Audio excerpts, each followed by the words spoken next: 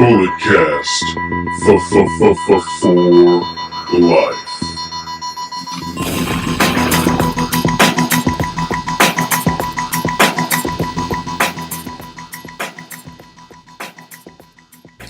Hello, ladies and gentlemen, and welcome to the Bulletcast. We are about the number 17th sports recreational podcast, but yet again, we are the only sports recreational podcast that is simply just too sweet. I have on here Max Mendoza. How's it going? Yes. I have the Canadian Destroyer. Hello, everybody. And I am the Pod Father, and my championship reign, just like Adam Cole, what's his name, Bobby Fish, Kyle O'Reilly, Roddy Strong, it's forever undisputed. Alright, so let's jump into this. We've got a lot to talk about. Raw, Smackdown, some NJPW stuff, and of course, the show that's happening tomorrow, Super Showdown. So let's jump right into it. Outside of the ring, Alberto Del Rio takes a shot at Paige. So I don't think it was a shot. It was many shots. It was many shots. He let the clip right on her. Yeah, he was just firing it up. So a picture surfaces online of Alberto Del Rio out to dinner with some people, and he has an attractive woman by his side, and some fan tweeted upgrade or something like that, and then he just unleashed all this stuff on Paige, says that she's not crazy, how her brother's not going to come at him with like some BS, so to speak, and it was really disgusting character from Mr. Del Rio, your idol. So? Yeah. I mean, breakups happen. Yeah. Life moves on. Yeah, he's a little hurt. I didn't know anything about this though, but You still hurt? About Paige and Del Rio? Yes. I didn't really care. Damn. What about you? Well, I don't know the exact situation. I'm not them. I don't know what happened. We all know that they had their little incident in the airport, and there are still disputes about what really went on. And, I don't want to intrude, and it doesn't look very good on Del Rio. It doesn't help his reputation that's already practically eviscerated at this point, I would say. The last thing I heard from Del Rio is that Sin Cara was at his MMA promotion in Mexico or something like that, representing it. That has nothing to do with Paige. I know, but what is that? I guess this is breaking news or something. I mean, apparently Nikki Bella and John Cena are still together though. Yeah. Oh my gosh, they're gonna meet for the first time in Australia, and Total Divas is gonna, or Total Bella's gonna be there. Crew's gonna be there. Crew's gonna be there. The camera guys. Goodness, I can't wait to cover this on Under the Radar. Punishment Martinez, former Ring of Honor television champion. Hey, Paige is back on Total Divas. She's a hoot. Yes, she is. She's a hoot. Under the Radar, he covers all that good stuff. Yes. I save it till the end because I know I make you guys wait for it. Yes. Or you can just tune out if you want. The former Ring of Honor television champion just lost it to Jeff Cobb. Rumors are he's WWE bound. Thoughts, comments, concerns? I mean, I know he went to CML a few weeks before this came out. CMLO? Yes. Lucha Libre. He was out there. And then I just heard Jeff Cobb won the title, and I was like, oh, cool. They're bound. Well, congratulations to Jeff Cobb, friend of the podcast. Yes, friend of the podcast. And, I mean, I've seen a little bit of Punishment Martinez's work. He kind of reminds me he has kind of the same build as Baron Corbin, I would say. I think he's a more athletic Baron Corbin. I mean, Baron Corbin was an NFL lineman. He was a Golden Gloves boxer or whatever the hell his athletic background is. It's not like he was some schlub they picked up off the street. Do you guys think is the hiring and future hiring is going to be because they're going to extend NXT to 2 hours? I don't know. I mean, the current NXT mold, it's fine what it is. Sometimes, because back in the territory days, you didn't see the champion all the time, but when you did, it was a big deal. So that's kind of what NXT is on. So it's. I feel like that's what the UK brand is on. The current system, they're okay. But yeah, Punishment Martinez, I've seen his work. He was in that over budget battle royal at All In. He had a nice little showing there. So I'd really have to watch some more of his work to get a real justification on how he'd fit in the NXT developmental system. But it's an opportunity. So congratulations if he's going to go forward with that opportunity. I don't know what they're going to do with so much talent, so much great talent that some of them is just going to be lost in the mid-card. Yeah, I think this is the best era of NXT I've ever seen. And they're coming to the Bay November 15th. That's a Thursday, so I'm not going. I'm going to have to make that trip down there. I'm going to be at work. You know why I'm not going? I got to see Adam Cole, baby. You know why I'm not going? You want to be stuck in Daly City again? No. Because, I'm going to the big show. I'm going to War Games, NXT Takeover in LA, so I don't need to see the little house show stuff. Damn. War Games. But anyways, I think Punishment Martinez might be one of those guys, maybe like Elias or somebody who doesn't have, or even Baron Corbin, who doesn't have like a big run in NXT, but just because he's big, he's going to be a much bigger star in WWE than he will be in NXT. Yes, he has the ROH cred, but I mean, nowadays, if you're in ROH, that doesn't really mean a whole lot, if you know what I'm saying. Like, if you're just in ROH, that doesn't mean anything. You have to do a whole bunch of other things outside. Like Jay Lethal, he's an ROH guy, and he doesn't have the same buzz as Cody and the Bucks and other people who are in ROH, but you would say that they're much more of a bigger star because of stuff they've done outside of ROH. True. So, like I said, we'll see what happens in the coming weeks or months or whatever. All right, Undertaker out of character. This is an interview that was published on September 30th. It was with Ed Young. He's a pastor in Texas, and he got to sit down and have like a 40-minute interview with Taker out of character, and like we don't get to see that often. So I watched it this morning, and it was really great. Taker gave some road stories that you don't normally hear. Talked about being on the road. Talked about his faith. Talked about how kids, the younger talent, worry more about the moves instead of the character work. So I thought this was great. Have you guys seen this? Yeah, I have heard snippets of it, but I have not actually seen it. And he still owes Stone Cold a podcast. Oh, still waiting on that. I never even heard that. Wow. Yeah, that'd be an interesting. That's been since like WrestleMania 30. That'd be like an interesting sit down. Okay. I heard it the same day it came out, like a few hours after. It was interesting seeing him out of character. Apparently he repeated the same word over. Do you know, or something like that? Yeah, I hate when people do that. Yeah. Yes, I do know what you mean because you're telling me. So stop saying you know. Yeah, and then the pastor was like a little kid in the candy store. He was just like at the edge of his seat, like super excited. I mean, yeah, it's the Undertaker. Like, how many times does the Undertaker give interviews? I mean, he's not a journalist; he's a pastor, so you got to give him a little bit of a pass. Of how he was well knowledge. He was marking out for Mark. Yeah, he was well knowledge though. He knew what he was talking about the territory days and stuff like that. So yeah, the Mid-South and all that other good stuff. Yeah. So then Taker was talking about how he choke slams guys, and when they stood up, I'm like, is he gonna give this guy, or is he gonna like go through the motions with this guy? So it was pretty cool to. That's pretty part cool to see. 4 of series that the pastor is doing so far. Undertaker's the 4th guest he's had. I think he had Ric Flair, and I forgot the other 2, but like I'm gonna have to check that out. I know. Yeah. Seems interesting. It was You know. Apparently Michelle McCool got him into religion. Yeah, I mean he was already like a fan, or not a fan, I shouldn't say a fan. He already believed in God, and he just never like really went to a church. He was saying like, "Oh, I'm gonna walk in there and the roof's gonna crumble and all that other stuff." I thought that was really interesting, but it's a really great interview. I really enjoyed it. So you're telling me him and Shawn Michaels are gonna sit down and they're gonna have a Bible study? Come out in a Christian movie. Yes, they might have a Bible study. You never know. Yes. All right, moving on from that, we got to talk some outside of the ring. Pac is back. Who? Yeah, I mean inside of the ring. Inside of the ring. Inside. I put like an O for like 20 next to the I, and I looked at that, and then the STR. So that's how that mix-up happened. No excuses. Inside of the ring. That's one. Excuse me. That's one. Speaking of which, it's been the first time I've seen you since the disaster in Daly City. How's old Ulysses going? I heard about that. He's still driving that death trap. Let's just say with, that. A no starter? New starter? No, it's the same 17-year-old starter. He pitched that he wants to go to another show with all of you guys, including me this time. In that van. Yeah. Well, I mean, we're going to have to get that mechanic receipt before I jump into that car. So. Mm-hmm. So, Pac is back. Yes, Neville made his return to professional wrestling. Was it early? I think it was early Tuesday morning in Dragon Gate. Dragon Gate, that's what promotion in Japan. He joined the heel stable Red. Mm-hmm. So, what are your thoughts on Mr. Neville making his return to the squared circle? That was breaking news. Everybody's like, "Oh, I just finished filming this to do the review, and now it's breaking news that Pac is back." / Neville. Thoughts? Well, you can hear some of my thoughts on Under the Radar, but for the most part, I'm excited that he's back. He was, took a hiatus for almost a year, so we didn't really know what he was doing. Now he's come back. I'm hoping he does stuff outside of Dragon Gate. Hopefully he, joins PWG.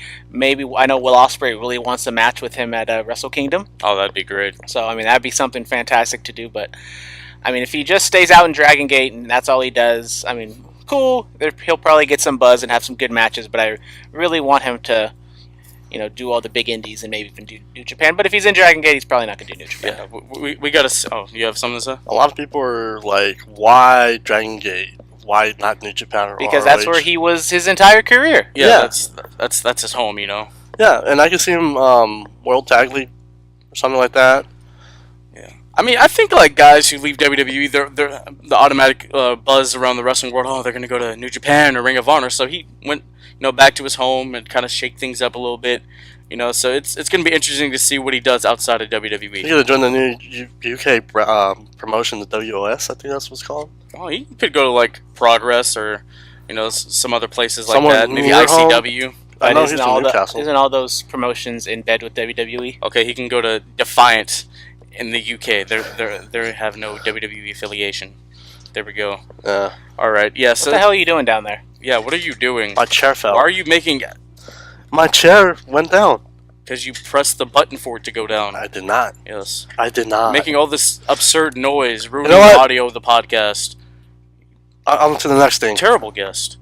That's Yeah, right. but I can't wait to see what Neville does outside of WWE. Speaking about guys who left WWE, my boy Cody Rhodes, he's just doing it again.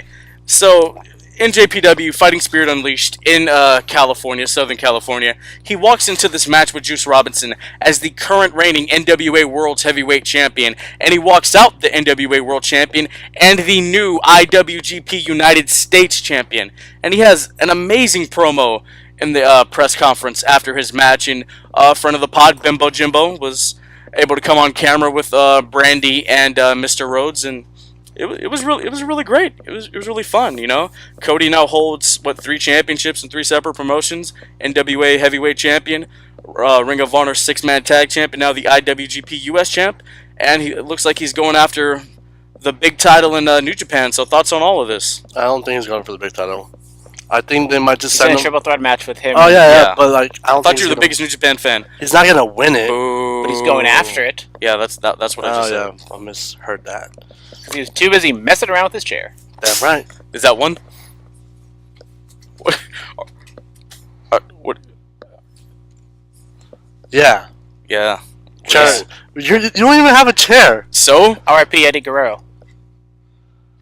Okay. Uh, Oh my God, what are you doing? I'm gonna. So Getting thoughts, tables. thoughts on Cody. Thoughts on Cody. That was brilliant. I'm back. Triple threat for the title Second time in the history of. of New Japan. Yep. I think it's the first time in Japan that's gonna happen. Because like the first time was in the ROH. Yeah, it was. in the, it was in the States. Yeah, it was. What was it? Elgin, Okada, and then- Styles. yeah. Yeah. That was like. Yeah, I remember. I watched that match. It was a good one. I enjoyed it. Hopefully they can do more. But I like the more singles vibe for the title match. Like, it just means more for the title. Like it's just. Well, yeah, obviously, but there have been great triple threat matches in the history for championships, and New Japan, they don't often do them, so I think it's going to be interesting to see the sequences we can see between Omega, Ibushi, and Cody. I think it's going to be a good time. Yeah. What are your thoughts? You could definitely see a ladder match happening in the future for that title. We basically saw one. Oh yeah. Please don't die. Yeah. What do you think, man? About Cody Rhodes or Yeah. everything you just talked about, which is a whole lot. Cody Rhodes winning more championships, and then I mean, shout out to Cody. He's one of the hottest things going on the indie scene, so it made sense. Even though I was like, oh, maybe they're just gonna keep Juice with the title because he's more of a New Japan guy than Cody is. But obviously, they're probably going off the back of All In and Cody being so hot right now. Or maybe with this contract coming up, they're just giving him as much as they can. Just be like, yeah, we're gonna make you a bigger part of New Japan. So. I agree with the move just because I think it puts more prestige on that U.S. title with him more than Juice. So yeah. The one thing I had a problem with was like after match interview backstage when he made his like, oh, this is personal now. It's about Dusty Rhodes and all that. Yeah, he literally explained it after he said those words. Did Yeah. you not watch the entire No, interview? I know I did, but like when he first challenged for the title, he didn't say anything about that. I mean, he didn't really challenge for it. New Japan was like, hey, let's have these two guys go together, I mean, after I mean, he didn't really, build it up, no, because, he had just got through with All In or whatever. I don't know why he didn't build it up. But the post-match interview talking about how Juice was one of Dusty's kids, and he was like, "No, I'm Dusty's actual kid." I thought that was great. I You know what would have been better, story-wise, for New Japan?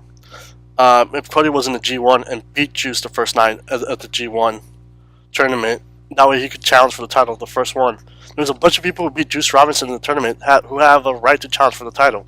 But Cody's just like... Cody's a bigger star. Yeah, Juice kind of fell off after that really great Cow Palace match. He loses he a bunch in G1, and then he just loses the title to Cody, so... Who knows? We'll see. Not a good couple months for old Juicy. Maybe he'll go after the IC title. We don't know. it was still good booking. It could have been... New Japan, like logic, it would have been better booking if Cody wasn't in the tournament. Yes. But hey, hopefully next year. All right, this day in wrestling, the first ever Hell in the Cell match between The Undertaker and Shawn Michaels happens in 1997. Also, on the same day was Kane's debut. What? Yes. How The mayor of Knoxville How County. did it line up like that? I don't know. Also, on this day in 1997, unfortunately, Brian Pillman passed away. He was scheduled to wrestle at the event, and he obviously didn't make it. And then his match was replaced with... Was it midget wrestling? I don't know. I think it was small people wrestling. I believe so, yeah. We all see? No, that comes like 20-something years later. I know. All right, also, happy birthday to Marlena, Terry Reynolds. She's 52 years old, you know? Former wife of Goldust. She had a relationship with New Jack. Yeah, Wow. We talked about that off the air. Wow. Okay, we talked about that on the air. I forget. I heard some we've things done, about her. We've done both. Okay. Happy birthday, Miss Reynolds. All right, let's get into our fan mail segment. Yay. Yeah, I got to pull out the phone here.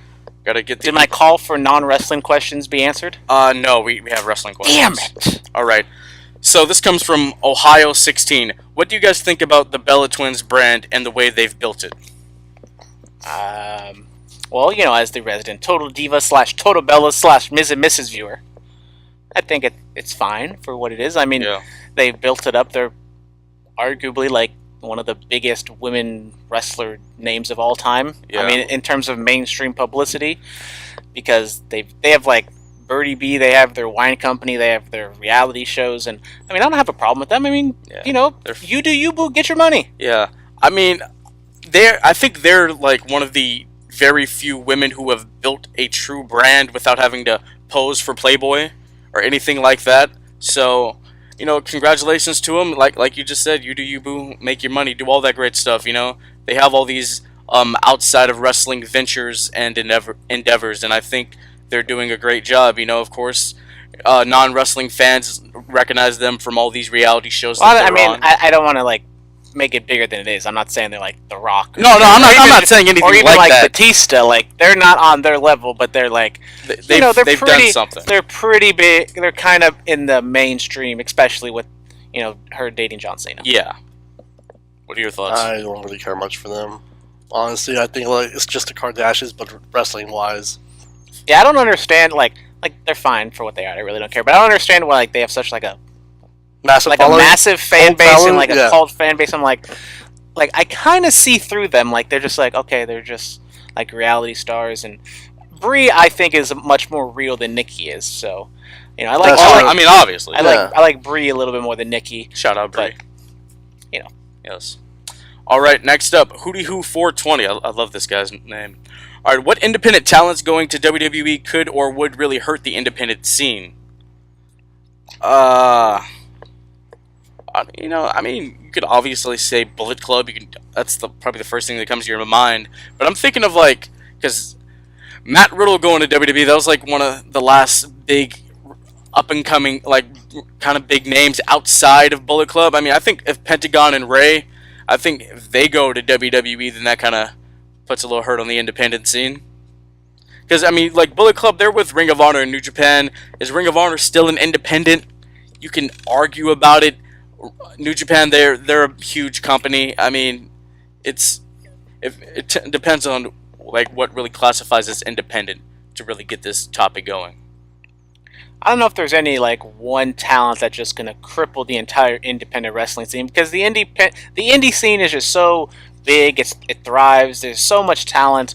I mean, as you said, probably it's not even one person. It's like a whole club. It's like 5 or 6 guys, you know. Like, and they've already said. I mean, for the most part, they've all kind of stuck together. Like, it's all of us or none of us. Yeah. So, I mean, that would be pretty debilitating, especially for New Japan, and even probably more ROH, even though they're not really top guys in ROH, but they just build around the Bullet Club so much on that show that it's probably not a good sign. Which it might even be a good thing for ROH, because it tells them, like, okay, you can't rely on New Japan as much anymore. You have to build your own talent and do something else. I mean, MJF is someone who's kind of getting steam recently. I don't know if he's going to be like a super big star. I know he has a great character. He's a guy that is coming up that probably will get signed by WWE eventually, but Give it a couple years. Maxwell Jacob Friedman.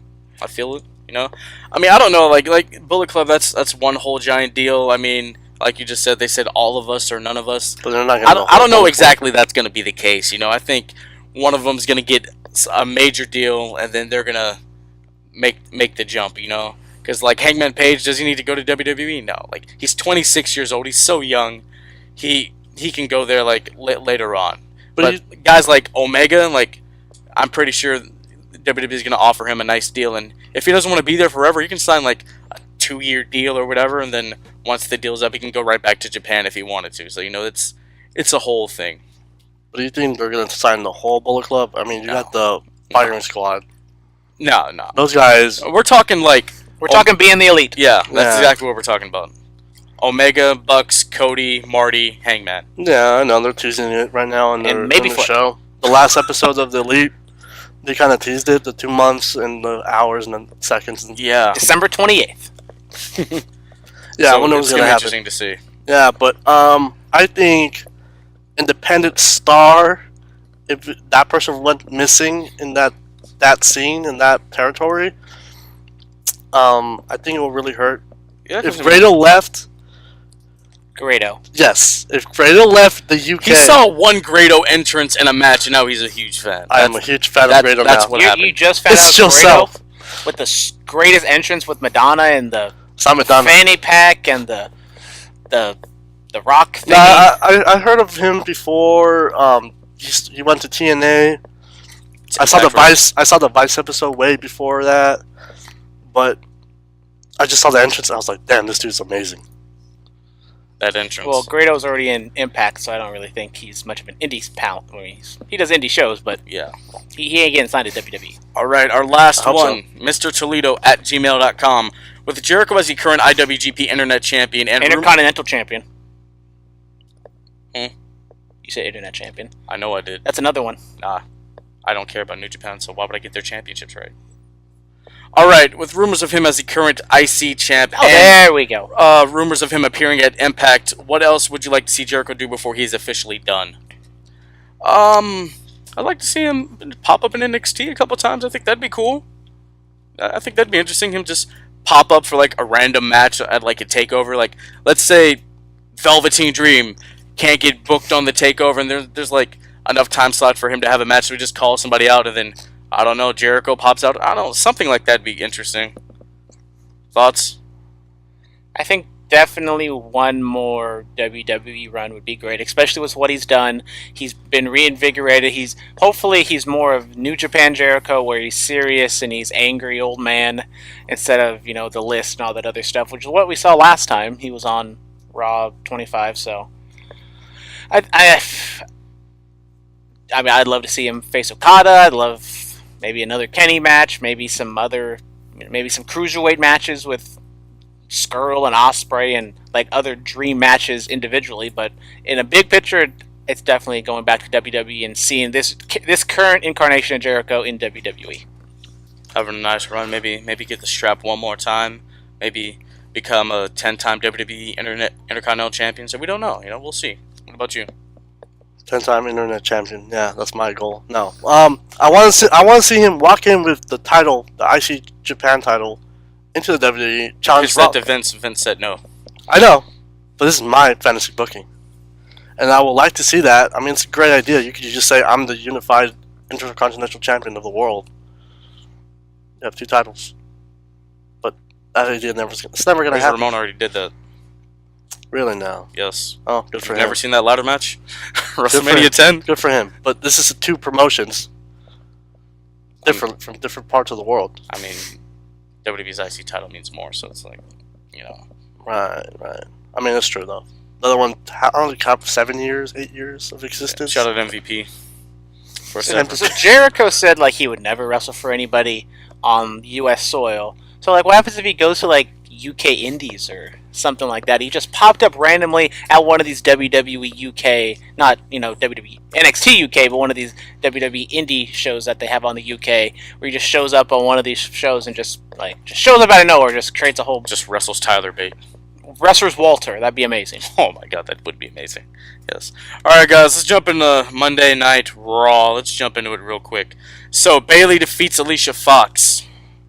Good for Bayley. Good for Bayley. She's really lost her way. She needs to get all that stuff back. I stopped caring. So are we going to talk about the abysmal ratings that have been going on for Raw just going down the tank? I mean, Then just get a $1 billion deal or something 1.6 rating. What the hell? Guys, look, it's not the Attitude Era anymore. Ratings don't decide who's on top.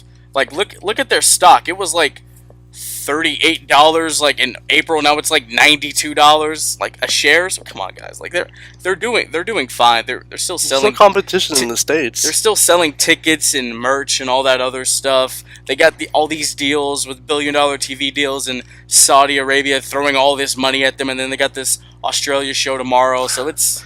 Did you hear about from the Rock 1 year ago? 1 year ago, the rating was 1.9 or something like that. Now it's a 1.6. They're going in the wrong direction.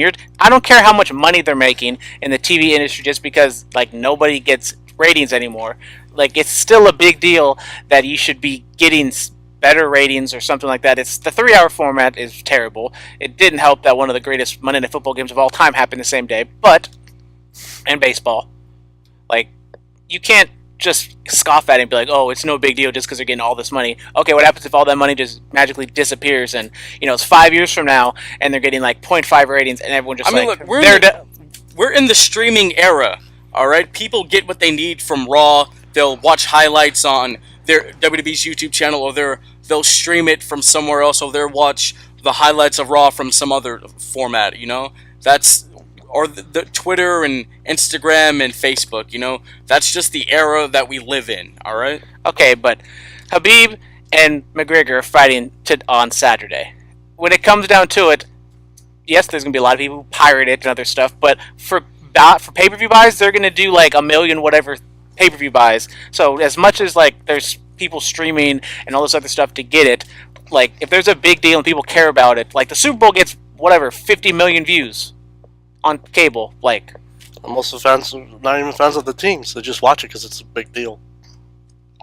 Like I'm pretty sure, I don't want to put it all on Roman, but if there was like more inspired and there was like more, I mean, like SmackDown, they did the 2-shot deal last week where they were like in whatever city back-to-back days, and like the attendance was terrible for SmackDown. That's not a good sign for WWE. House show business is not the greatest in the world. There's so much other wrestling out there, and how is like the indie wrestling scene so strong and the best it's ever been, and yet the biggest company in the world is almost technically making a bunch of money, but when it comes to like their product, it's terrible. Like how is that even possible? They just got too comfortable. That's my and then NXT is like the best show maybe in wrestling, and it's under the WWE umbrella, and then Raw and SmackDown are terrible. I mean, hold on. SmackDown's been really good recently, all right? And Monday Night Raw has... Didn't they get lower ratings as well? Yeah, SmackDown's going down too. SmackDown is going... Yeah, I believe that. I understand that. But look, Raw's problem is... Storyline-wise, yes. Plus, like, all the men's championships are in one storyline. What's the point of that? Look, we're gonna get into that when we continue talking about Monday nights, but it's... I agree. They're going not in the right direction, and something does need to change. No, he just went from defending them to burying them. I mean, but like, still, I believe something does need to change, because I don't want to see the IC Championship, this universal thing, and then tag titles all in one storyline. I like SmackDown. They have multiple storylines. They have Rusev Day. They have Becky and Charlotte. They have Joe and Styles. There's problems with those stories too. There are little. You got Lashley and Leo Rush with Elias and Kevin Owens. No, I'm saying there are little folds in storylines, true, but SmackDown, they do a lot more in 2 hours than Raw does in 3. That's what I'm trying to And it helps that it's 2 hours.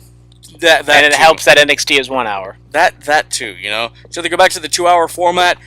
Yes, absolutely. Nobody wants to sit there for 3 hours and watch Monday Night Raw or whatever, especially when the storylines aren't as compelling as they used to be 10, 20 something years ago, I mean, So, Raw is getting beaten by not only this major sports games, but also like Love and Hip Hop Atlanta or whatever other show was on VH1 at the time. or are people watching those shows? Because people want to know what. That's more scripted than Raw. Remember Flavor Flav? Hey, I love Flavor of Love. That's what I mean. That's Shout how we out got. New York. That's how we got New York, and that's how we got David Otunga. Oh, Bro, I miss. So You guys remember Hoops from Flavor Loves? She was mighty nice. I'm just saying. remember I Love Money on VH1? Okay, let's go back. I love the '90s, '80s, '70s. Oh, that was great. Great That was show. great. Back. All right, so the B team defeats the Revival. Kind of a downhill from the Revival The again. revival of the revival was only for 1 week. Yes, short-lived, very short-lived. Unfortunately, they worked that great match with They got revived, and then they died again. Yeah, they worked a really good match with McIntyre and Ziggler, then just back down. It's sad. All right, so KO defeats Bobby Lashley by roll-up. Let's talk about the segment before this match with Elias and KO. What city were they in? Well, They were in Seattle, right? Seattle, yeah. Yeah, they were in Seattle. Yes, they were in Seattle because he said that he's glad that the Supersonics left Seattle, basically, and nuclear heat. Nuclear heat. They booed the bad guys. That's what you're supposed to do. Well, Elias does that every single week. Congratulations to Seattle. Understanding how the game works. Yeah, that was really bad. I mean, Kevin Owens tried to get his lines out there, and it was just those boos were. Yeah, they booed him louder than they booed Roman. It was Roman Reigns after WrestleMania last year. That was great. I think the 32. I mean, that's real heat. I think those boos were worse. Oh, yeah, they lowered the audio when he came out. I think 33 was worse. We'll have to go back and watch. Check the tape. Check like some fan footage instead of like WWE footage to find out for sure. Bring the Seattle Supersonics back. That's what we need to get out of this. Yeah. Bring the Supersonics back. So thoughts on this segment and the match? Match sucked. The promo was fine because of the fan reaction. I don't care about Raw. I barely watched any of it, to be honest. I just skimmed through it because I'd rather watch Patrick Mahomes and Game 163. You have no idea what the hell I'm talking about. All right, so there was a moment of bliss. I did watch this. This was amazing. I loved these. The logic was really off. I'm not gonna lie. She was 7 years old. She was 7 years old in 1998. Trish makes her debut in 2000. And she was born in 91. Come on, guys. But good job. Way to do math. But the moment of bliss was amazing. It was impeccable. It's like Scott Steiner's math. Oh, Scott Steiner's math is impeccable. Scott Steiner's math is It's amazing. 3/4 or what of the way or something like that. It was great. No, but good promo. This is the right time to hype up Evolution because it's the same month. Don't do it like a month and a half out. Speaking of Evolution, you didn't even talk about Evolution coming to SmackDown 1000. Oh, Hey, whoa. Snap. I did talk about that on a SmackDown podcast. You did not. Yes, we did. We did not. We talked about Evolution. I was there. We were talking about you being stranded in Daly City the most. We talked about Evolution. No, we didn't talk about Evolution? Is we it a did not. podcast? It's a bonus episode that's going to be released sometime Yeah, next and then we didn't talk about Yeah, Evolution. but we need to do it now because this is going to come out today. Okay, we'll talk about SmackDown and Evolution's Evolution a when mystery. we get to SmackDown. Okay, fine. All right. I'll hold you accountable. Okay, let's keep it going. Rowdy Ronda Rousey defeats Ruby Riott. Ruby Riott put up way more of a fight than I think she should have against Ronda Rousey. Very true. Did they already diminish Ronda Rousey's credibility a little bit? Maybe a little bit, just about how much she went back and forth with Ruby. Ruby is... And Alexa. Ruby is she is the leader of the Riot Squad because, it is her name. But, maybe you build her up a little bit more than this instead of just having a throwaway match. And, well, it was, built to it a little bit, I guess. But... Yeah. I mean, Ronda's kind of just there now, I mean, she still gets good reactions. Yeah, no, absolutely. I mean, she's getting better in the ring, I guess. She doesn't do house shows, so she's not, practicing a whole bunch. She's on her farm, taking pictures with mules on Instagram. In her overalls. Yeah. Yes. I mean, she went from that surprisingly good match with Nia Jax at Money in the Bank. It was better than what I thought it was going to be. I really enjoyed it. And then, she goes, 50-50 with Alexa, and I'm like, really? You know, should she just like snap her arm and win the championship? You know, but okay. It's gonna be interesting to see where we go with Ronda's seen Rousey. worse for days. I mean, she's been knocked out. What? I think Ronda's been seen worse for days. She's been knocked out before, so it's okay. That's what Twice. Yes. Yes. All right. Jesus. Sorry. God. Tables. I am This the table. table costs more than your car. Maybe Ulysses' car. Sorry, Ulysses. I'm insulted right He now. doesn't listen. That was too easy. So it's fine. All right. So, Raw kicks off with Dean Ambrose. You know, he's been asked, you know, is he going to turn on the Shield, all this and that, or whatever. And then he gets a match with Braun Strowman. It was a pretty good match. You know, I enjoyed it. You know, the Dirty Deeds is hit on Strowman, and then, of course, it all ends in DQ and all that other good stuff. Thoughts on this? It is what it is. They continue with the whole Dean Ambrose. Is he, or will he, or won't he split off from the Shield? Yeah, and then there's multiple backstage moments where he's with Seth, and he's like, hey, are you alright? And he's like, if I wasn't such a nice guy, I could be IC champ right now. Then he goes over to Roman, or later on in the show, Roman's like, bro, what's going on? He's like, if I wasn't such a nice guy, I'd be Universal Champion right now. Because Baron Corbin gave him the opportunity to face Seth for the IC title that night, or Roman for the Universal. I mean, best line of the night. Yeah, I really enjoyed him. I did. So Roman Reigns, he goes on to face Dolph Ziggler immediately after this match gets thrown out, and Roman beats Ziggles. You know, spear. You got to make the big dog look strong. Yeah, good match, as you'd expect with Ziggler in there. I mean, got to make the big dog look good. Yeah. All right, and then later on in the night, you know, there's McIntyre and Strowman think Ziggler's like kind of dead weight. He's holding them back, so to speak. So what happens in the Drew McIntyre Seth Rollins match? You know, they're going through to having a nice match, and Ziggler's music hits. He runs down. So Rollins tries to curb stomp him. Ziggler gets out the way. Rollins gets hit with a Claymore, and Drew McIntyre wins. Drew McIntyre, IC champion. Calling it. It happened once before. I think Drew McIntyre's on to bigger and better things, but we'll get into that in the predictions. Yes. Check out 3MB on Table for 3 on WWE Network. That was a very interesting one. I enjoyed it. But yeah, back to Drew McIntyre and the bigger and better things. I hope he gets away from this Dogs of War stuff and kind of... I mean, how much better would this storyline be if you just switched Roman and Drew McIntyre? Drew was like the leader of the Shield or whatever, and then Roman Reigns was a heel with all of them. Huh? I mean, that'd be a very interesting concept. I kind of see where you're if coming with Roman this. turns on the Shield, everyone's looking at Dean to turn on the Shield, but no, it's Roman because he's the big dog. He's got to go with the Dogs of War. That makes a lot of sense. Don't ever do that again. I mean, Is that the name of the Dogs of War? Yes, that is a very interesting concept. I would enjoy that. We got to go to the duck pond, and we got to take him out to the dog park and just settle this once and for all. All right, God. moving on from that. Moving on from this. I know it's gonna be hard to top that. Yeah, I know. The Shield gets laid out by... Let's talk about DX then. The Shield gets laid out by the Dogs of War, ending their night. Now let's talk about Shawn Michaels. So the Heartbreak Kid makes his way to the Bald ring. Michaels. He's bald now. Yes. Bald Michaels. We're gonna get. He's to bald Michaels. We're gonna get to all that. Bald. All right. Shout out So SpongeBob. you know he's cutting this promo. He says if anybody interferes in this match, he's gonna take their head off with some sweet chin music, all that stuff. Kane's music hits the fire. I was like, oh, Pyro. yeah, we don't see that nowadays.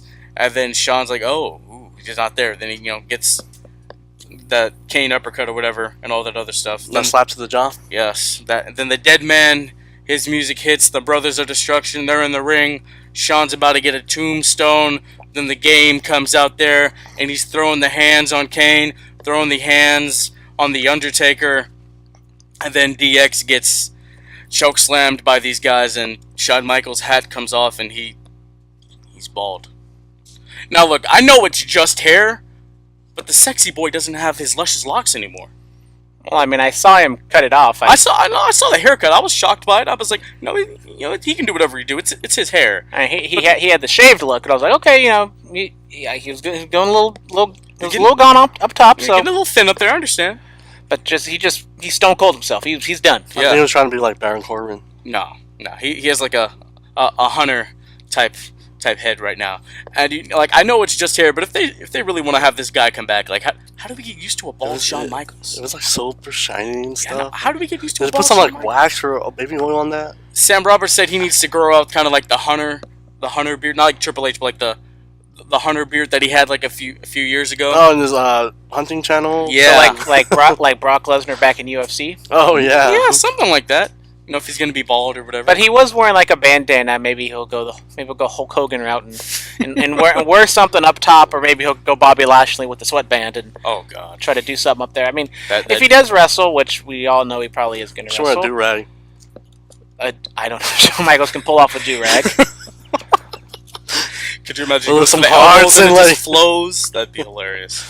There's some little hearts on the do-rag and stuff. No, but yeah, thoughts on this segment? Just a bunch of 50-year-old men play fighting. Yes. I like how Triple H is the youngest in this. I was like, wow, really? And the Undertaker almost fell on his ass trying to give Triple H a tombstone. Yes. That would not have been good. That would not have been good. All right, let's get into Smackdown Live. Let's do it. So Asuka defeats Peyton Royce, hyping up their tag team match this Saturday. Thoughts on this? Asuka should turn heel. They debuted the Australian Floss. That was awesome. I loved everything about it. It was really cool, man. Alright, and then we move on from that to the Fabulous Truth. R-Truth and Carmella, they defeat Selena Vega and Andrade Cien Almas. They had a dance break. They were flossing. They were getting jiggy with their bad selves. That was great. I actually really enjoyed the finishing sequence with Selena and Carmella. It was actually very good. I was quite surprised. Yeah, you see, I know Carmella could do something in the ring. We got a Truth TV chant, so hopefully that show makes a return. I really enjoyed. I think I enjoyed this a little more than I should have. I think you did. Was it the whole Carmella part or Selena? Just like the whole segment in general. Like I love the double tranquilo with Almas and Vega, and then Truth and Carmella dancing with each. It was good fun. I was entertained by it. I mean, I've already said I'm a fan of the pairing. Yeah. Carmella isn't the best wrestler in the world, so using these kind of R-Truth gimmicks with being silly and dancing all over the place, it probably bring back Little Jimmy. It's probably much. No. Well, I think Little Jimmy's still there, right? Little Jimmy's always there. Yeah, he's maybe he's off to college now. He's getting kind of old. Yeah, he's kind of up there. He could be at the timekeepers area. We don't know. I mean, it is school time. Maybe he's kind of like Nicholas. He's probably with Nicholas in the same class. Nicholas had to retire because he had to vacate the titles. Speaking about Nicholas, did you guys see My Sons of WWE? One night in Milwaukee. The Bar have not won on pay-per-view since they lost to Nicholas. That's very true. Pancakes. But one night in Milwaukee, we got to talk about this. That was great. Yes, we do. So, Rusev comes out to the ring. He wants answers. He's accompanied by Lana. Happy Rusev Day, by the way, ladies and gentlemen. And, Aiden English comes out there, and, he gives us this spiel. Then he presents to us a portion of One Night in Milwaukee. It's just, he has a camera phone up in his hotel room in Milwaukee. And, he's going over how he's going to... One Night in China. That literally has nothing to do with what we're talking about. Sorry, I thought Wisconsin. You're like 25 years old. Stay on track. Sorry, but I just thought about that. Like 25, so he's older than me. I'm not the old man anymore. Yay! I'm just a guest, though. I'm here part-time. Anyway, so yeah, he's going over how he's going to introduce Rusev in Milwaukee. Then here's a knock on his door. Lana comes to the door, and they're talking for a little bit, and then she says, "Aiden, I want you." I feel like she was going to say, "I want you too," but then it just cuts off at "I want you," and then Aiden's like, "Sorry, gotta run, but I got more for you later." And then Rusev just charges after Aiden, and he's looking for him throughout the show. Thoughts on this? I thought this made Rusev look so dumb. The commentators who are supposed to be like the voice of the fans clearly didn't say anything like, "Oh man, they cut Lana off." She wasn't actually going to do anything with Aiden English. And then you don't want your babyfaces looking dumb. Rusev looked like an idiot, and he didn't let Lana explain herself. Like maybe Lana was going to say something that wasn't flattering about Rusev, but they were going to do anything in there. So it was dumb. I mean, you could tell the video was cut, and then it says, "I want you," then cut off. Yeah. There's no period. It wasn't even a comma. Yeah, there was no proper, punctuation. It's abysmal. So I mean, I guess there's more. You know, we'll see what happens. I mean, it's better than that AJ and Samoa Joe story going on, right? We will get into that. We'll see. All right. So New Day Cooks. You know, they had Mr. Bootyworth. Bootyworth. Oh, Booty. I thought it was Booties. I'm sorry. That's okay. I thought so too, and I had to get clarification, so that's why I watched the segment. Of I course. thought it was a Singular, random not person from plural. fan. Of course. So Mr. Bootyworth. You know, he has the batter. Let me see that booty work. Shut up, T-Pain. Oh God. Yes. All right, and so the New Day, they're gonna tell us how they make their famous pancakes. Then the bar come down to the ring. I like the jerseys they have. Yes. They're pretty cool. I might have to cop one. I don't know. They disperse of the New Day. I'm good. And, I'll let him sit. and then Mr. Bootyworth, he's just there in the ring. He looks terrified. They take his top hat, pour some batter in there, put it on his head. Then they just pour the rest of the batter on him. And then they tell him to get out of their ring. You know, there's flour everywhere. Cesaro picks up one of the Smackdown tag titles, and it's all flowery, and it was a mess. A literal mess. Nice to see 3 baby faces getting laid out by 2 heels. Well, I mean, Sheamus is a big boy, so, you know. So is Former Big E. world champion. I mean, exactly, you know, so, you know, Sheamus could take out, like, Xavier, then Cesaro could be handling Kofi real quick, then I could see how it happens. They got caught off guard. True. Very true. But thoughts on the Baking segment? pancakes. I want pancakes now. It was fine. What are your thoughts? Waffles team out here. You're a Waffle House guy? I've never been to a Waffle House. You don't want to go to a Waffle House. It's really not that good. Wow. There's a club in San Francisco, and they have waffles in the morning, and private. I'll just go to Black Bear across the street. All right. Yeah, so that was interesting. All right. So Randy Orton, he is back to his dastardly ways, continuing them, I should say. You know, Paige tells Ty Dillinger he can have his match with Randy Orton, and so the match really doesn't even start. Ty starts attacking Orton, and Orton gets the upper hand, and then he takes off the turnbuckle pad, and he puts Ty's finger, like, where the bolt is to connect the pole and the bottom rope, and he puts his finger, and then he's just bending it. And I was like, wow, that was interesting. Did you guys see his tweet on Twitter? No. Orton's? What? Ty Dillinger instead of perfect 10, he's perfect 9.5. One of the fingers cut off. Yeah, so I feel like that's what he's going That to was keep pretty doing. funny. He's going to keep, like, doing that to his fingers so he can't do the 10 thing anymore. If Ty cares about the business, he's going to amputate his fingertip. So what do you think of this? It was fine. Just Randy Orton doing more dastardly things. Yes. I mean, it's something new. Who's his next victim? Maybe somebody from Evolution? Oh. Slick Rick? Nah, of course not. Speaking of Evolution, ladies and gentlemen, Batista? Evolution. Batista? My favorite That might be the faction thing. of all time. Evolution is a mystery. 50-something world titles between all these guys will be at SmackDown 50. 1000. 50-something. 50. It's up there, you know? The Game Triple H, the Animal Batista, the Nature Boy Ric Flair, and the Viper Randy Orton. Evolution ran wild in the early 2000s, you know? Triple H did. Triple H did, you know, the Reign of Terror, which I enjoyed it, I'm not gonna lie. So SmackDown 1000, it's gonna be a nice... Why is a group that was on Raw the entire time, I don't even know if they made one appearance on SmackDown, it's going to be on SmackDown 1000? Well, you know, Flair, he, kind of like the little bit of the final run of his WWE career, he was on... I said as a group. Oh, as a group? Honestly, I don't know. I mean, Batista was a SmackDown guy. But as a group, honestly, I can't tell you why. I mean... Probably because they weren't on Raw 1000. So, maybe. I mean, we got DX. Well, now that Batista's not going to be in Guardians of the Galaxy anymore, I guess he got a little more free time. We'll see. Didn't his character die in the last movie? Spoiler alert! God, wow! I didn't say which movie. The last one. He dies in Venom. I'm sorry. He dies in Venom. Oh, my God. Alright, so, Shelton Benjamin, my boy, gets a big win over your guy. D. Bryan hits the pay dirt for the win. Thoughts on the match? The match was fine. I don't know why they keep jobbing Daniel Bryan out. I hope they make this something where Shelton Benjamin can build off of this and they do something with him. I highly doubt it. I'm pretty sure it's just do something in the short term with no long-term plans to get more heat on The Miz and more sympathy on Bryan because he keeps losing. But Bryan, he comes back for WrestleMania and it's like the bloom has come off the rose. I feel like for him, like he's just not what he should be. If he was on the indie scene right now, like we would talk about Daniel Bryan at the top of the show probably with what he's doing. Yeah, I'm saying he should have just left. I was on that train too. I mean, I don't know about all that. Care about his health. On the indie scene, on the indie scene, he can pick and choose whatever he wants to do. I mean, that's very true. If he wants to wrestle only like 2 times a month, or if he wants to wrestle 3 times in a weekend, he can do that. I mean, that's very true, but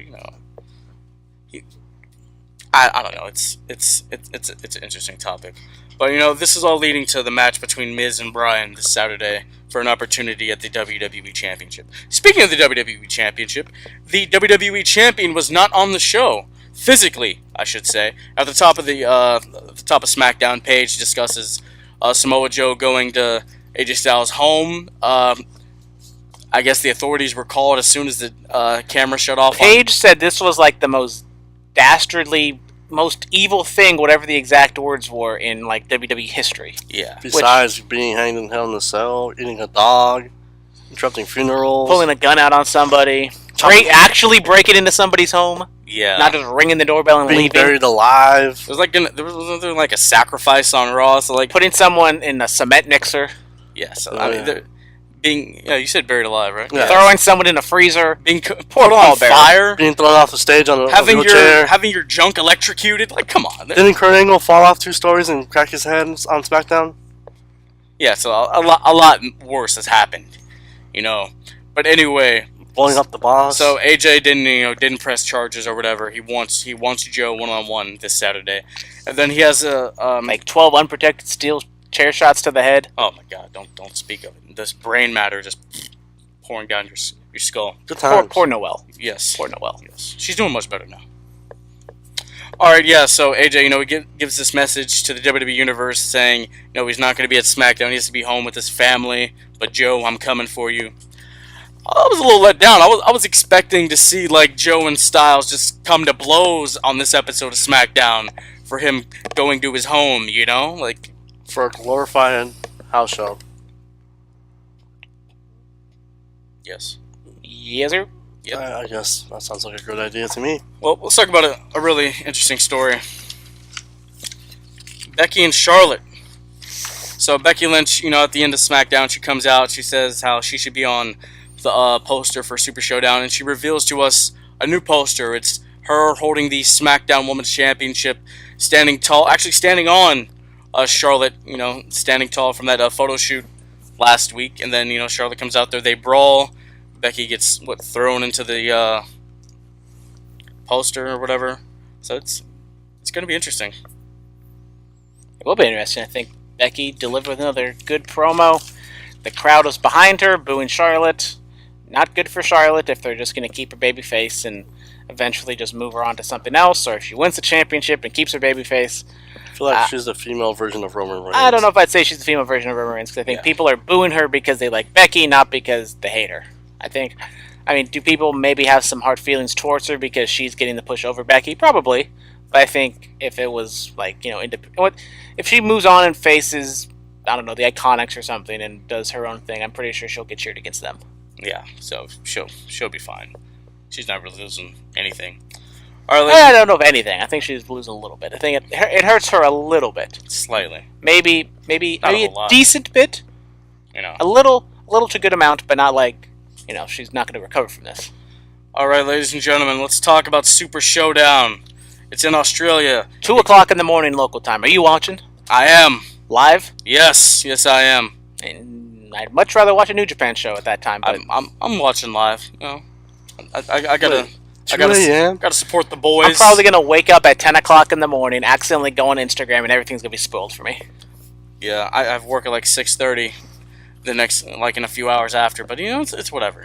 I'll power through. You take a quick nap from like 8 to 2. Wake up, watch the show. Boom, you're good. Exactly. There we go. I'll be fine. All right. So Asuka and Naomi, they are going up against the Iconics. By the way, ladies and gentlemen, the championship is on the line. I got a whole bunch of people telling me to put it on the line, you coward. So here we go. Way to be a man of the people. Couple people. I said the people. Oh, I didn't say a man of the people. You said a man of the people. Yeah. Oh, all right. Not every, what? I don't know. Give me that, Becky. Wow. Asuka and Naomi, they're going up against the Iconics. The Iconics live in Australia or from Australia, which means they're losing. So I'm gonna go with Naomi and Asuka. Yup. People, they just don't win in their home spots. You know, it's just that's not how this goes in wrestling. I say Iconics. Asuka turns heel. Okay. He's already losing first match. All right, the SmackDown Live Tag Team Championships, the New Day, are defending against The Bar. I got New Day. I have New Day as well. I think it's going to be very few, if not no, championships will turn on this show. So I'm going to go with New Day, just because why not? The Bar. Okay, Oh, he's either going to be dusting us, or he's going to be done. Here's why. They teased about the WrestleMania thing that they haven't won in a pay-per-view show. This isn't a pay-per-view. I know, but still. It's a network well, technically they're on network specials. And then the Raw tag title switched hands, but there's because it was vacated. But yeah, that's my logic behind that. God, man, you're gonna lose so bad. You're never gonna want to come after this championship again. I mean, I lost all in, and I lost what was the other one? God, man. I guess you're just not meant to be champion. It's okay. You don't know that. You'll get. You'll get there one day, guy. I'll challenge you for the Wrestle Kingdom one. Who said I'm putting this on the line of Wrestle Kingdom? I don't even know if I'm going to be champion at Wrestle Kingdom. Hey, your 100th episode. Yeah, don't put the cart before the horse there, buddy. Yeah, exactly. Be strolling the Survivor Series with that thing. Okay. All right, the Cruiserweight Championship, Cedric Alexander is defending against Buddy Murphy. I might have to go Buddy Murphy. I'm going to do it. Well, then I'm going to go with Cedric Alexander. I said it, you don't win in your hometown. I'm a little skeptical that maybe Buddy Murphy will win, but I haven't watched 205 Live, so I honestly have no idea what's going on. So Cedric Alexander for the Buddy Murphy for the win. Okay. I mean, Cedric has been champion since WrestleMania, so Yeah, he hasn't been pinned in over a year, so it's interesting to see. You know, we're gonna get there. I just need to make some moves to separate myself from the competition. Exactly. All right, big match, John, the franchise, John Cena and Bobby Lashley will go up against Kevin Owens and Elias. It's simple. Cena and Lashley. I do feel like Cena and Lashley will win. I find it very interesting that they have not plugged Cena coming back at all. Basically, they say, "Oh yeah, he's gonna team with Bobby Lashley," but I think he's gonna be at SmackDown 1000. It's not a bit they're not making this a big deal. This is John Cena's first time back since WrestleMania. So it's he's a. I mean, he posted a picture the other day. He looks yoked. He looks yacked. He has longer hair. Cut some weight. Got some more muscle. 6 move of death. So. He did technically wrestle in China, but yeah, he's been living in China recently. Yeah, no, for a couple months now. I'm saying I picked Cena because of the 6 move of death. Oh, the Fire Fist or whatever. Yeah, he's gonna premiere on Super Showdown or something like that. That's what we're saying. Oh yeah. All right, the Bella Twins and Rowdy Ronda Rousey are going up against the Riot Squad. Riot Squad. Oh wow. Oh. Bella Twins turn on Rousey. I say they turn on her after they win the match. Yeah, I think so as well. It's time to put up or shut up when it comes to this Ronda Rousey Nikki Bella feud. It's only it's 3 weeks away, so you got to start building it eventually. It's either they turn on him before or during or after the match. I think it makes sense after the match. You still keep Ronda strong by having her undefeated. So, but wouldn't it be more heat for the Bellas if they make? But why would the Bella Twins turn on her during the match? Why doesn't Ronda take the spotlight from them and then they get angry and then they turn on her after the match? So you're going with Ronda and the Bellas? Yeah. All right. Gotta make Ronda look good. But they'll get more heat if they cost Ronda the match. But why would they cost Ronda the match when it's their match as well? Yeah. I don't know. Depending, the hate might go way back. They're gonna attack her after they win the match, and they're gonna do the whole loser thing. Shout out Liv Morgan. She's back with pink hair. Yeah, shut up. She's wrestling. Good for her. I know. It's amazing. All right, Daniel Bryan versus The Miz. Winner gets an opportunity to become the #1 contender for the WWE Championship. Don't change your mind. You've been saying who's gonna win for a long time, so don't change your pick now.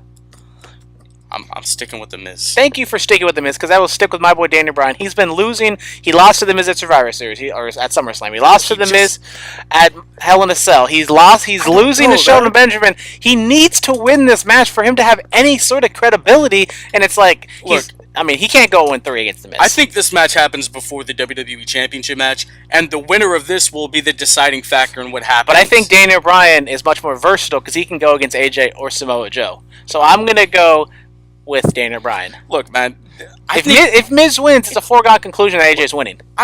That's true. Look, I'm a long-term thinker, man. I see a story here where Miz just keeps getting the better of Daniel. Daniel finally wins a Royal Rumble. He goes on to face The Miz in the main event of WrestleMania 35 for the WWE Championship. It becomes WrestleMania all over again. We have an amazing story and a conclusion to this rivalry. See, that's what I'm thinking. You see? But I don't think The Miz could beat AJ at all, or Samoa Joe. Unless he has like a faction going on again, then yes, but... I mean, Bring back the Miz Taraj. I know. Get a new Miz Taraj on SmackDown. Get like the Colognes. They're not doing anything. But yeah, I can see the Miz winning this one. All right. So I'm all on my boy D-Bry. Yes, you are. Yeah. All right. To make up for my Cedric Alexander pick. Becky Lynch defends the SmackDown Live Women's Championship against the Queen, Charlotte Flair. I got Becky. Give me that Becky. Yep, there we go. All buddy. day. Becky. You might actually get this one, buddy. Get that one pick right. All right, moving on from that. Ladies and gentlemen, it is the last time ever that two of the Titans from the Attitude Era collide. In a singles match. The Game Triple H and the Phenom The Undertaker. Who do we got? Triple H. I don't know. You can go. I think you can go. I thought you were a Taker guy. I am a Taker guy, but come on, Shawn Michaels is in the costume so bad. You're going Hunter? Yeah.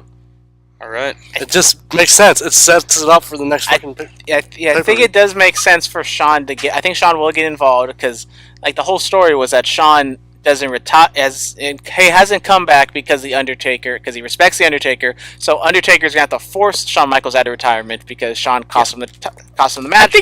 I think the man with 3 H's is gonna win. Yeah, so we all got Hunter.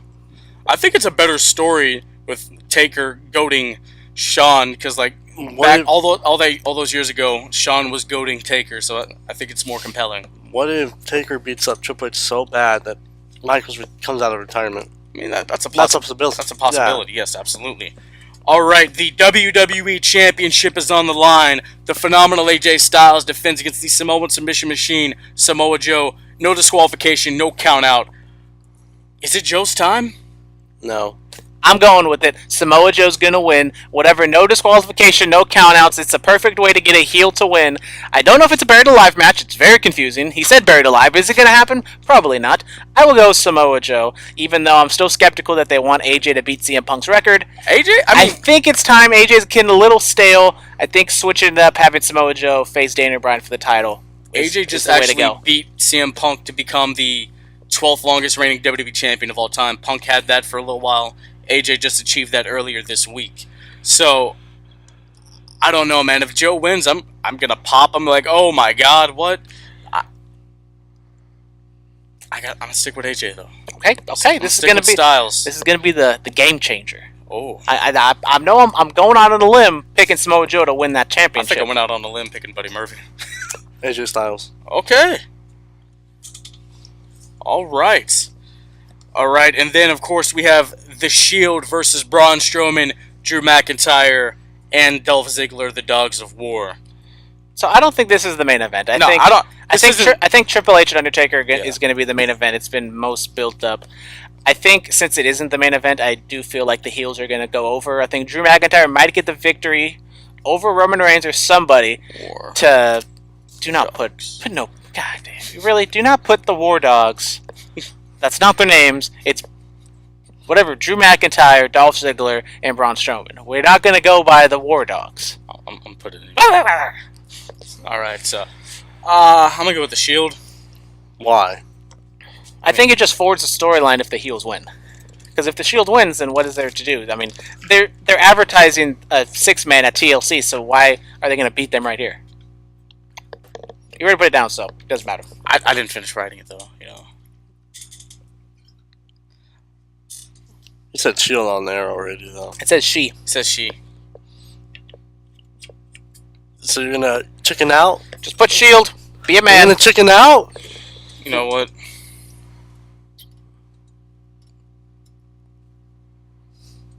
You put Roman Reigns. There we go. What about you? War of Dogs. Because I feel like somebody from the Shield's not going to show up. Dean Ambrose going to get lost at customs. That's It's going to be that's boxing a possible. kangaroo or something like that. Okay. Superstar Spotlight. Who do we got? I'm going to go with Jeff Cobb. Jeff Cobb had a very good weekend. Okay. He became the new ROH TV champion. He had a good match at Fighting Spirit Unleashed. I think Jeff Cobb is definitely making waves, especially now that he's going to be more of a focal point on ROH. Hopefully, he gets the spotlight that he deserves. Yeah, shout out Jeff Cobb.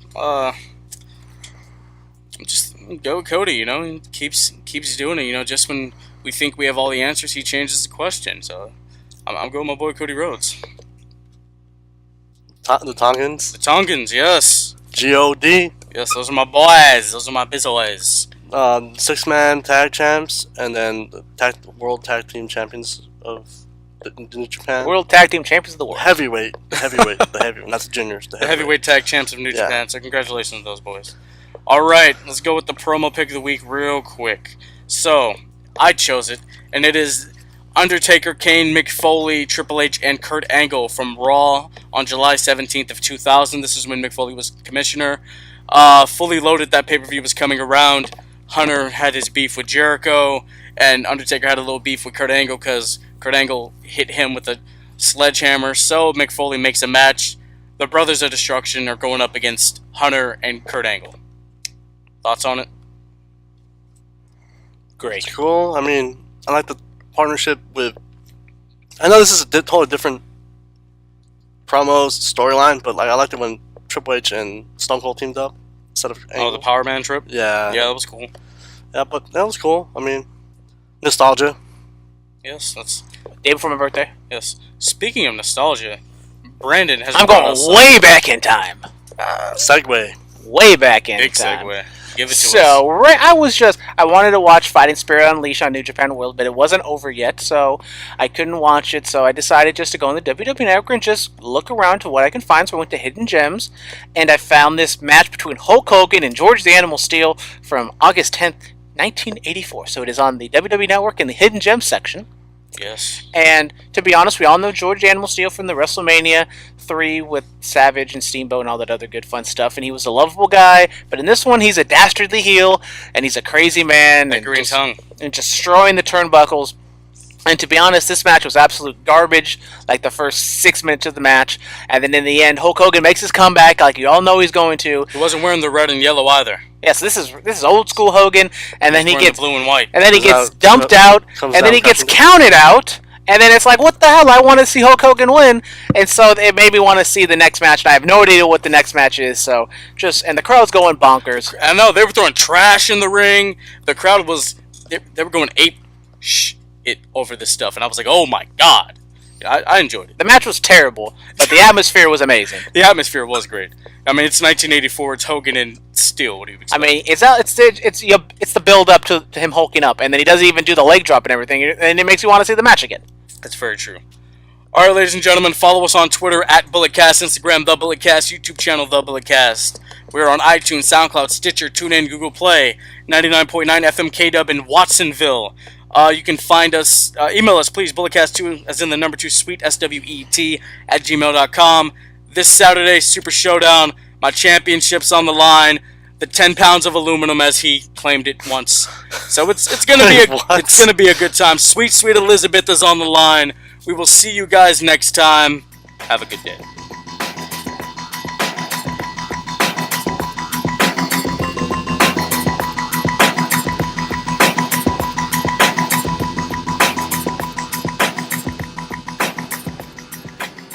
This has been the Bulletcast. Thank you for listening.